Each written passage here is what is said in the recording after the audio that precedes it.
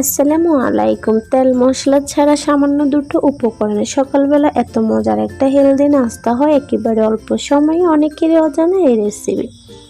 আর এই নাস্তাটা শুধু সকাল কিংবা বিকেলে না, রাখতে পারেন বাচ্চাদের টিফিনেও। এটা যেমনই হেলদি তেমনই একেবারে খুব অল্প সময়ে বানানো যায়, আর দেখতেও হয় অসাধারণ। বাচ্চারা খুব মজা করে এই নাস্তাটা খেয়ে নেয়। তাহলে চলুন আর কথা না বাড়িয়ে চলে যাচ্ছি মূল ভিডিওতে, কিভাবে খুব সহজেই নাস্তাটা তৈরি করে নেবেন। আমি সবার প্রথমে এখানে একটা মিক্সিং বোল নিয়ে নিয়েছি, আর তার মধ্যে দিয়ে দিলাম 1 কাপ শুকনো চালের গুঁড়ো, আর দিয়ে দিচ্ছি স্বাদ মতো লবণ। দুটো উপকরণ খুব ভালোভাবে মিশিয়ে নেব। আমি এখানে শুকনো চালের গুঁড়োটা নিয়েছি, আপনারা চাইলে ভেজা চালের গুঁড়োটাও নিতে পারেন। আর এখন এখানে অ্যাড করে দিচ্ছি উষ্ণ গরম পানি। আমি একেবারে পানিগুলো দিয়ে দিব না, অল্প অল্প করে পানি দিয়ে খুব সুন্দর একটা ব্যাটার তৈরি করব। আর পানিটা যেন বেশি গরম দিতে যাবে না, বেশি গরম দিলে চাউলের গুঁড়োগুলো সিদ্ধ হয়ে যাবে, তাহলে কিন্তু নাস্তাটা জালিদার হতে যাবে না। পানির গরমটা এরকম হবে যেন আপনি একটা আঙ্গুল দিয়ে কিছুক্ষণ ধরে রাখতে পারেন, বেশি গরমও না আবার একেবারে ঠান্ডাও না। আমি অল্প অল্প করে পানি দিয়ে ভালোভাবে নেড়ে ছেড়ে কিন্তু পারফেক্ট একটা ব্যাটার তৈরি করে নিয়েছি। আর এখন এর মধ্যে অ্যাড করে দিচ্ছি একটা ডিম। ডিমটা দিয়েও ভালোভাবে নেড়ে ছেড়ে ব্যাটারের সাথে মিশিয়ে দিতে হবে। আমি এখানে 1 কাপ চালের গুঁড়ো ব্যবহার করেছি, তাই একটা ডিম দিয়েছি। আপনারা আপনাদের ফ্যামিলির মেম্বার অনুযায়ী ডিম আর চালের গুঁড়োটা আরও বাড়িয়ে কিংবা কমিয়েও দিতে পারেন।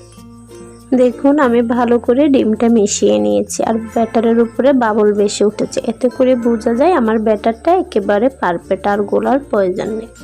আমি একটা চামচ দিয়ে দেখিয়ে দিচ্ছি। দেখুন ব্যাটারের ঘনত্বটা এরকম হবে, বেশি পাতলাও না বেশি ঘনও না। আমার ব্যাটারটা রেডি হয়ে গেছে। এবার চলে আসলাম চুলায়। আমি চুলায় একটা ফ্যান বসিয়ে দিয়েছি, ফ্যানটা গরম হয়ে গেছে। এখন একটা টিস্যুতে হালকা তেল নিয়ে ফ্যানটা মুছে দিচ্ছি, যেন ফ্যানের গায়ে কোনোভাবে নাস্তাগুলো লেগে না যায়, খুব সহজে উঠে আসে। আর এভাবে একটা চামচ দিয়ে আমি নাস্তার জন্য ব্যাটার দিয়ে দিলাম। নাস্তার জন্য ব্যাটারটা দিয়ে ঢাকনা দিয়ে ঢেকে 1 মিনিটের মতো রান্না করে নেব। বেশি করতে হবে না, জাস্ট 1 মিনিটের মতো রান্না করলে নাস্তাগুলো খুব সহজে হয়ে যায়, ঢাকনা না দিলেও চলবে। দেখুন আমার একটা নাস্তা রেডি হয়ে গেছে, আর নাস্তাটা কত সুন্দর জালিদার হয়েছে দেখুন।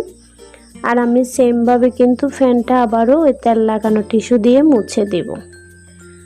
আপনারা যারা আমার সাথে ভিডিও দেখতে দেখতে ভিডিওর এই পর্যায়ে চলে আসছেন, এখন একটা লাইক দেন না, লাইক দিতে ভুলে গেছেন, প্লিজ দয়া করে ছোট্ট একটা লাইক দিয়ে ফুল ভিডিওটা কন্টিনিউ করার অনুরোধ রইল। আশা করি ভিডিওটা আপনাদের কাছে ভালো লাগবে। আমি আপনাদের সাথে কথা বলতে বলতে আরেকটা নাস্তাও বানিয়ে নিয়েছি। দেখুন এই নাস্তাটাও কিন্তু খুব সুন্দর জালিদার হয়েছে, আর আমি গ্যারান্টি দিয়ে বলতে পারি আপনারা যদি এইভাবে বাসায় সকাল কিংবা বিকালের নাস্তা বানান, ছোট থেকে বড় সবাই খুব মজা করে খাবে।